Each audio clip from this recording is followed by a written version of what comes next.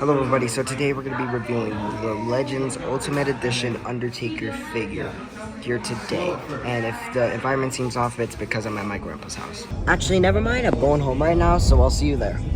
What's going on, guys? So today we got the Legends Ultimate Edition Undertaker. We're going to review this figure here today. My camera keeps moving, so if you see it shift to the right a little, that's the gimbal's fault. But today we're going to be reviewing this figure right here, and we're going to get into the accessories, we're going to get into the figure, we're going to get into pretty much everything. I'm liking this head sculpt right here, the one that is right here. This one's looking pretty good. The tongue out head sculpt looks menacing as and then this one right here, I don't know, it just looks a little weird, but let's just get into this so we can find out everything that we need to know about this figure. Oh, and if you're wondering what the text says, right here it says, "Rest in peace," and down here it says, "You can't hide from the dead man." Alright, so I got a couple of things to say about this figure. I was doing some posing just to make sure it's, like, good and all. And I'm gonna say it's a good figure, but we're gonna get more into the actual figure itself to see how it is and, basically just, just like how the figure overall is. But if we look at the back of this packaging real quick, that is not the figure. There is no way that's the figure. That looks very realistic with the smoke and everything. That just looks very good. We got the Undertaker. We got his statistics. We have the career highlight, which in this case is the World Heavyweight Championship. And if you want to read that, you can go ahead and pause. And let's get back into this figure. This figure just looks really good. I like how I have it set up right now with the quote throat slashing, because he doesn't actually come with a throat slashing hand here, like the thumb to signify the end, basically. This still looks really good. But let's get into the figure right now. Actually, I lied. Let's get into the accessories right now, and then we'll get onto the figure. Alright, so taking a look at our accessories here, we got a bunch of stuff. So let's start off with this World Heavyweight title. This isn't the new mold, I don't think, like the one that's introduced at Comic-Con. But, this is still a very good accessory, and it doesn't have the Undertaker nameplate, so I can put this on anybody and everybody. Like, I don't know, let's say, let's just use our test guy for everything, basically. Oh my god, I'm kicking heads down. Let's use our test guy for everything, basically. Seth Rollins, the first ever new World Heavyweight Champion. Bada bam, bada boom, that looks good. Toodaloo, Seth Rollins, here you go. Put the world title back. Let's get into, the next accessory, which is going to be this trench coat, which is a very nice material. I'm going to move this back. You can see part of my stand. Jesus Christ. This trench coat is... This trench coat is very nice. I like the material that is used inside, and then I like how it feels on the outside. So this trench coat is very good. It fits on pretty much anybody. I'm going to test this on some people as well. Seth Rollins included, but I'm also going to test this on some other people, and I'm also going to test this on I'm just going to test this on some people, so yeah, there we go. Next accessory is very essential with Undertaker figures. We got his signature iconic hat, because what would an Undertaker figure be without the hat? Very nice. This mold is very nice. It fits on pretty much all these head sculpts. Let's just take this one right here, and put this on. I'm putting this on wrong. I'm putting it on wrong. It fits it snuggles on this. It snuggles on this head sculpt very well, but and it snuggles on all of them well. Actually, let's just do that right now. So there's this head with the hat, this head with the hat, which I'll say right now looks very good, and this head sculpt with the hat, the tongue out head sculpt, which also looks really good. Point being, that this hat fits on all these head sculpts, and it probably would fit on some old Undertaker head sculpts too, which we'll see as well, because I do have a Raw 30-pack Undertaker next to me, and we're going to compare that later. But let's get into the interchangeable hands, which, as you can see, we got 3 pairs of. We got mic holding hands, which are essential, because, you know, we got to hold the microphone to say you got to talk some shit, you know. And then you got my personal favorite hands, actually, besides the mic holding hands, the before choke slam, and also to choke out somebody, to choke the out of somebody. And we also got some fists to beat up people, because, you know, I'm dropping it. I don't know where it went, but, okay, there it is. What would an Undertaker be without beating the crap out of people? The 3 interchangeable head sculpts all look pretty good. The tongue out head sculpt looks really good. I actually showed this figure off on Instagram, and some of my friends were like, This head sculpt looks autistic, and like he looks like he's I don't know. I don't see it. I don't know. I think they're just being dumb. And then we got the by the way, this head sculpt does look very good. I like the tongue out expression. It just looks good. It looks very menacing, and the Undertaker is like just eyes rolled back, basically. Just looks very menacing. And then we got the straight face head sculpt, or just like the pissed off head sculpt, which does get a lot of like shit online, because this eye right here looks a little bit misprinted. I don't know if my eye's misprinted. It's slightly misprinted.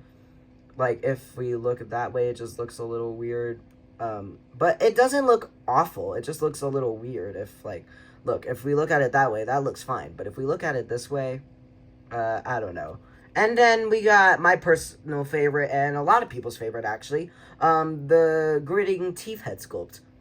For some reason, I really like gritting teeth head sculpts. I liked Gunther's gritting teeth head sculpt a lot, and now I like Undertaker's. But this one just looks very menacing as well. All of these sculpts look like they want to fucking kill you. But let's get into the actual figure itself. Alright, so going into the actual figure itself, as we can see, we get pretty much the Ultimate Edition articulation that you usually get. Butterfly joints, the diaphragm, I believe this is called. Yeah, diaphragm. We get, I believe a ball joint, so it can look left and right. I don't know about, I'm not going to risk it going around because of the long hair on the back, so I don't think it actually can go around. Also, if you take a look, if we like to zoom in real quick, my, left arm is a little bit split open to where I can see the butterfly joint part right there, which kind of pisses me off. But, the butterfly joint is a little bit, like, stiff over here. It still moves well around. It's just I'm worried that it might like break because of that little part right there. That is fucked up. But this one's fine. This one moves perfectly. And also the tattoo moves along with it, so I don't know. Some people like it, some people don't. It still looks very good. The tattoos look good. But now let's actually get into the actual figure itself, which includes a what's this called? Singlet. It involves a singlet like body mold, or torso, I guess, whatever you want to call it. If they were able to do like what they did with the Kurt Angle with the what's called the cloth singlet, this would probably be the greatest Undertaker of all time. But I'm gonna be honest, I don't think he did remove the straps at all during this era of Undertaker, because this is like 2010 era. I think the only time he did it was during the WrestleMania 26 match, but somebody could correct me down below. But from the waist down, this is pretty much the Elite 8 Undertaker. And this figure looks very nice. They actually, according to My Damn Toys, according to him, the decal is made bigger. And I can see it. So I like that. He likes it. I like it. It looks very good. Both of the decals look very good. This side looks good. Same with this side. You got the, I believe the wings is what it is. And then going to the waist down, we have waist swivel. We have thigh cut. We have pin double jointed knees, thank God, because I've had so many figures come in recently, or like my two most recent figures, Gunther and Dominic, both of them had pinless double jointed knees, and those knees are stiff as hell, bro. Like, oh my God, they're so stiff. But these pin joints, they're a little bit stiff actually, but they're not as stiff as like they can still move around pretty easily. And then we got boot cut, we got ankle articulation, and we got the Ultimate Edition toe articulation. So that's very good. This is on ball joints, I believe, and you do have drop-down hips, which, by the way, these drop-down hips work really well for The Undertaker, because look at that. That's a big boot right there. But, yeah, this figure is just really good. It feels good in the hand, and it can do pretty much anything you need it to do. It can cross its arms, well, kind of, because this butterfly joint over here is kind of messed up. But it can do pretty much everything else you need to do. And unlike my other Undertaker figure, which we'll get into right now, actually, we'll compare right now. Okay, so going into comparisons of the Undertaker figure right now, we have the Legends Ultimate right on the left and the Raw 30-pack Target exclusive on the right. Funny how both of these are actually Target exclusive. But, anyways, as you can see, this Undertaker just looks better than this. But I actually want to try something because I don't know how this looks. I'm going to head swap this onto this, so we'll be right back and see how that looks. Alright, so we did that, and don't do this. Please don't do this. I want to switch this back. I'm going to switch this back right now. Alright, there we go. I switched it. What the hell is going on? What the? it's supposed to switch onto the singlet torso, not this. Also, this also looks a little weird. Don't do this. Don't do any of these head swaps. Don't learn from me. Alright, there we go. So we got our single Undertaker back, but where is the Raw 30 pack exclusive Undertaker? Where is the old era Undertaker? Oh wait, I got an idea.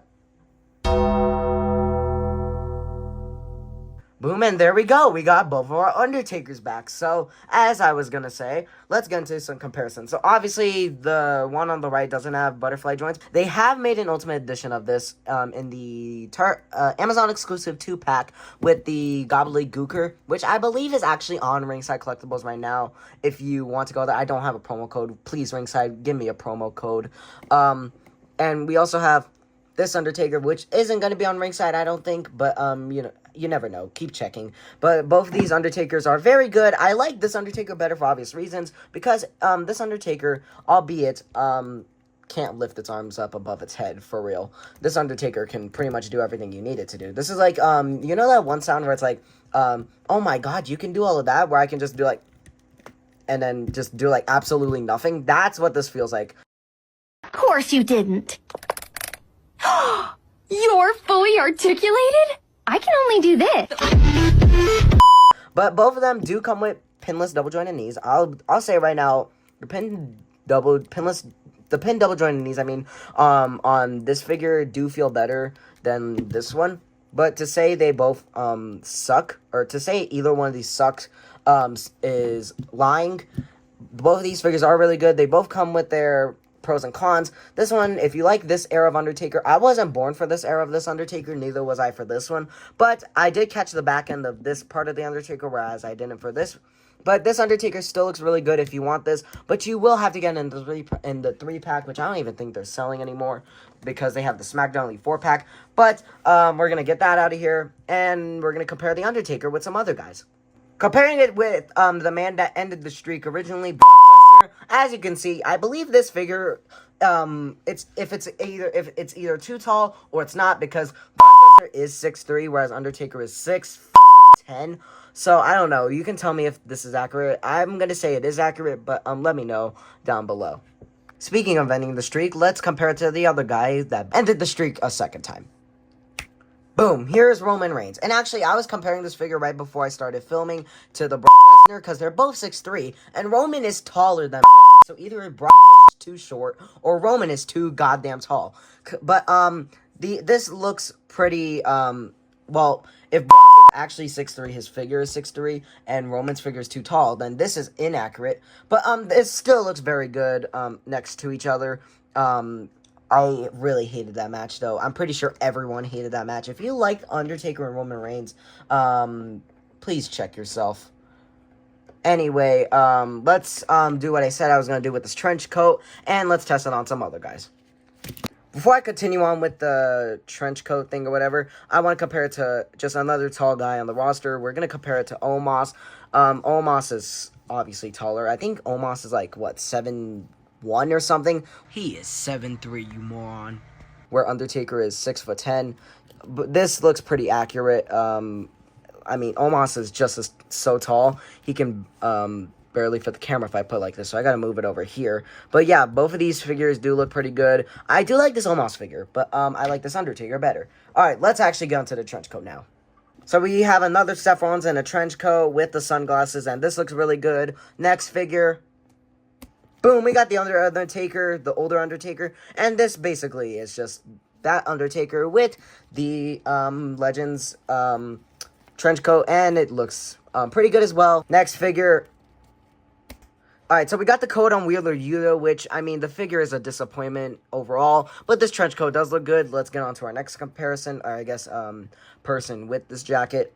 If we're going to do Wheeler Yuta, we also got to put Jon Moxley, because it's Jon Moxley, and he teams with Wheeler Yuta. But this does look pretty good.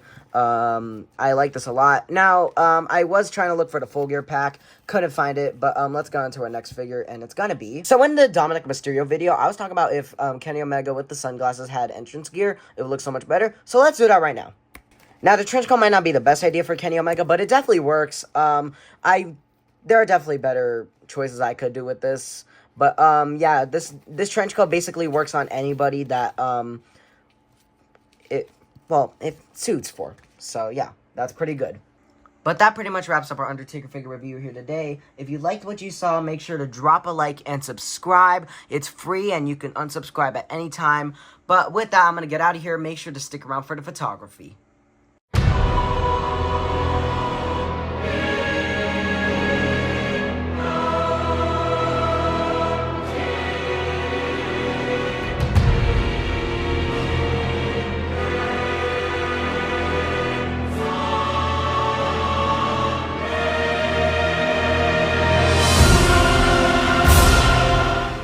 Hey, if you like this video, click right here for more, and click right here to subscribe.